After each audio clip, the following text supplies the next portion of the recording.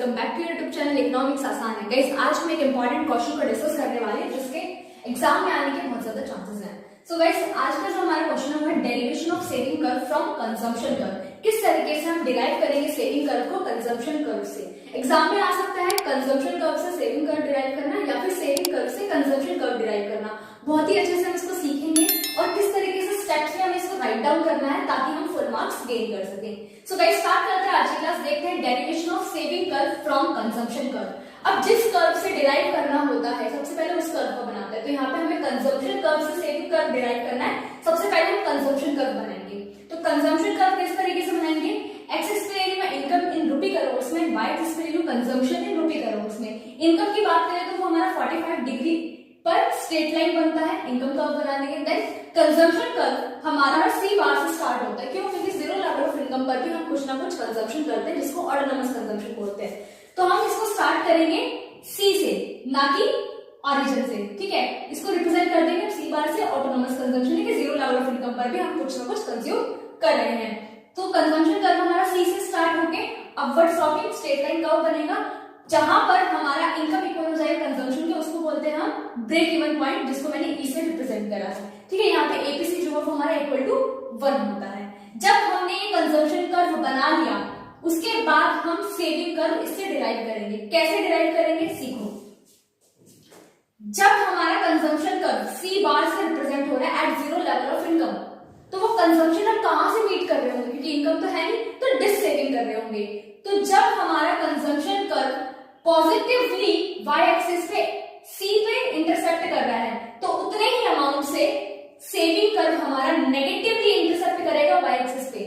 ठीक है, क्योंकि उतने ही अमाउंट से क्या होगी, डिस सेविंग होगी, जिसको हम माइनस सी बार से रिप्रेजेंट करते हैं। ठीक है, सेम यहाँ पे भी हम एक्सिस पे ले रहे हैं इनकम इन रुपी करोड़ में एंड वाई एक्सिस पे ले रहे हैं सेविंग इन रुपी करोड़ में। तो सेविंग कर्व हमारा नेगेटिवली वाई एक्सिस पे इंटरसेप्ट करेगा माइनस सी बार से डिस सेविंग से। ठीक है, जहां पर हमारा ब्रेक इवन पॉइंट आया था इनकम इक्वल थी कंजम्पशन के, मतलब जितनी इनकम है सारा मैंने कंज्यूम कर लिया, तो सेविंग कितनी होगी, 0। तो यहाँ पर हमारी सेविंग हो जाएगी इक्वल टू 0। उसके बाद हमारा सेविंग कर्व क्या होगा, अपवर्ड स्लोपिंग कर्व पर जैसे इनकम बढ़ेगी सेविंग भी बढ़ेगी। ठीक है, तो डेरिवेशन समझ में आएगा किस तरीके से हम कर्व को डिराइव करेंगे। अब यही स्टेप जो है हमें लिखने हैं। कैसे लिखने हैं देख लो। CC is a consumption curve. सबसे पहले बता दें कि जो मैंने सीसी कर्व बनाई है क्या है, कंजम्पशन कर्व है। O Y 45 degree line represent income curve. जो मैंने 45 डिग्री की लाइन बनाई है, ओ वाई जो बनाया है, ये क्या है, इनकम कर्व है। इतना बताने के बाद हम क्या बताएंगे, at zero level of income C bar is equal to OC. कि at zero level of income हम क्या करते हैं, कंजम्पशन करते हैं, जिसको ऑटोनोमस कंजम्पशन बोल रहे हैं। तो उसको हम सी बार से रिप्रेजेंट कर रहे हैं, जो कि मेरा क्या होगा, ओसी होगा। It means saving at zero level of income will be OS minus C bar. मतलब कि जितना हम सी बार कर रहे हैं, ऑटोनोमस कंजम्पशन कर रहे हैं, उतनी ही हमारी क्या होगी, डिस सेविंग होगी। इसलिए नेगेटिवली इंटरसेप्ट करेगा हमारा सेविंग कर्व वाई एक्सिस में, माइनस सी बार से स्टार्ट होगा हमारा saving curve. As a result saving curve start from point S on negative Y axis. इसी वजह से हमारा सेविंग कर्व जो है नेगेटिव वाई एक्सिस मतलब माइनस सी बार से स्टार्ट होगा। CC intersect O Y at point T, कि ब्रेक इवन पॉइंट पर जो हमारा सीसी है वो वाई कर्व से इंटरसेक्ट हो गया, मतलब वाई इक्वल टू सी हो गया, जिस पर क्या होता है, ब्रेक इवन पॉइंट पर हमारा इनकम इक्वल होती है कंजम्पशन को और सेविंग इक्वल होती है 0 के। तो यहाँ पे लिखा ही हुआ है सेविंग इक्वल है 0 के। It means saving curve will be intersect X axis on point R. कि हमारा सेविंग कर्व क्या होगा, जहां पर इनकम इक्वल है कंजम्पशन के, उसी सेम पॉइंट पर सेविंग इक्वल हो जाएगी 0 की। ठीक है, so by joining point S and R and extended further we get saving curve। Simple explanation देनी है, स्टेप्स में लिखना है, इसी तरीके से लिखना है, फुल मार्क्स अचीव करोगे इसकी गारंटी है।